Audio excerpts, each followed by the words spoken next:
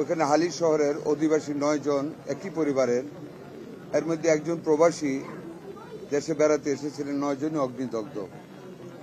ওদেরকে অগ্নিদগ্ধ অবস্থায় উদ্ধার করে আত্মীয় স্বজন ঢাকা আনার পথে একজন রাস্তায় মৃত্যু হয়েছে, আরেকজন আজকে সকালে ঢাকা মেডিকেল কলেজ হাসপাতালে চিকিৎসাধীন অবস্থায় মারা গেছে এইখানে বার্ন ইউনিটে।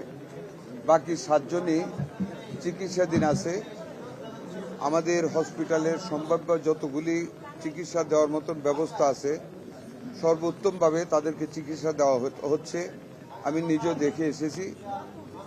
100% বার্নই বেশিরভাগ না, 100% মানে 3 জন ছিল, একজন তো মারা গেছে আর একজন মারা গেছে।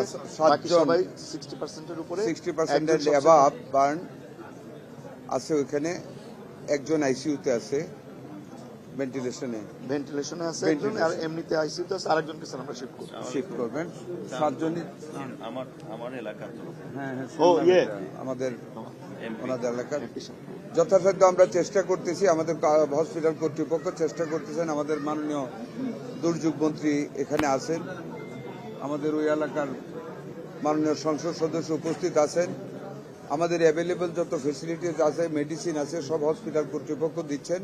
বাকি যদি আরো কিছু লাগে আমি আশ্বস্ত করেছি, আমরা উভয়ই আমাদের হাসপাতাল কর্তৃপক্ষকে আমরা সেটা যোগান দিব। তবে আগুনে পোড়া মানুষ, অনেক কষ্ট হচ্ছে, তাও অনেক কষ্ট, যতটুকু সম্ভাব্য ফেসিলিটি চিকিৎসা দেওয়া হচ্ছে। আপনারা দোয়া করবেন, আমরা টেক কেয়ার করতেছি।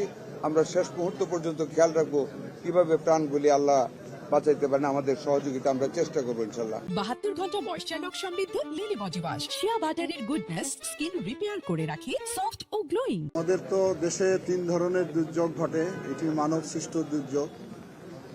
তো আমরা আলোচনা করে দেখেছি যে আমাদের এই গ্যাস লিকেজ থেকে সারা বছরই কোথাও না কোথাও দুর্ঘটনা ঘটে।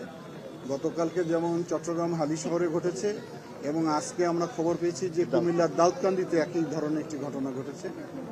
আমরা এটা নিয়ে কাজ করতে চাই, শিল্প মন্ত্রণালয়, স্বাস্থ্য মন্ত্রণালয়, আমরা দুর্যোগ ব্যবস্থা মন্ত্রণালয় থেকে, যাতে করে এই যে গ্যাস লিকেজ থেকে এবং গ্যাস সে যে সিলিন্ডারগুলো ব্যবহার করা হয়, মেয়াদ উত্তীর্ণ সিলিন্ডারগুলো ব্যবহার করা হয়, এগুলোতে কিভাবে একটা নিয়মের মধ্যে নিয়ে আসা যায় সেগুলো নিয়ে আমরা অল্প সময়ের ভিতরে 3 মন্ত্রণালয় বসে কাজ করব, যাতে করে ভবিষ্যতে এই ধরনের দুর্ঘটনা থেকে কম ক্ষতি হয় সেই ব্যবস্থাটা করার চেষ্টা করা হবে।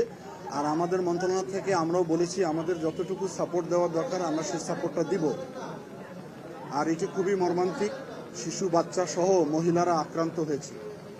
গ্যাস লাইনের যে সিলিন্ডার সিস্টেম, যেটা গ্যাসটা সাপ্লাই দেওয়া হয় কুকিং এর জন্য, এটা একটা। আরেকটা যেটা কনসিল লাইনে গ্যাস দেওয়া হয়, 2টা লাইনে যে লিকেজ হয়, এটা আমরা 3 মন্ত্রণালয় আমরা অতি সত্বর বসতেছি। এটাকে কিভাবে টোটাল কন্ট্রোলে আনা যায় বা লিকেজ থাকলে কিভাবে দূর করা যায়, আমরা আর বিলম্ব না করে মানব সম্পদ রক্ষার স্বার্থে আমরা এটা অতি সত্বর একটা ব্যবস্থা নেব। আপনারা আশা করি অতি সত্বর সেটার সঙ্গে ইনশাল্লাহ।